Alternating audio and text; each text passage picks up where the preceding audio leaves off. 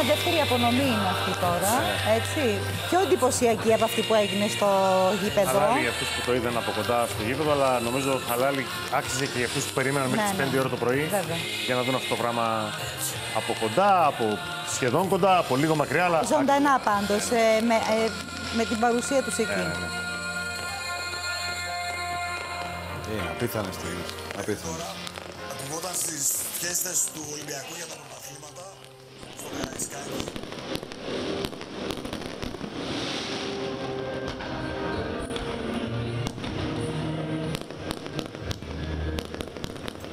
Εντάξει,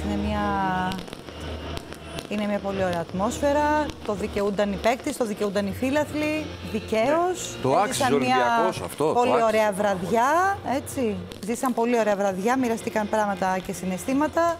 Ικανοποίηση. Βεβαίως. Το γεγονός ότι η προσπάθειά τους έφερε καρπούς. Ένα τέτοιο καρπό, πρώτη φορά στην Ελλάδα, ελληνική ομάδα τέτοιο κύπελο. Και ας ευχηθούμε εμείς ότι θα το εκμεταλλευτούν και θα πάει συνολικά το ποδόσφαιρο καλύτερα στην Ελλάδα.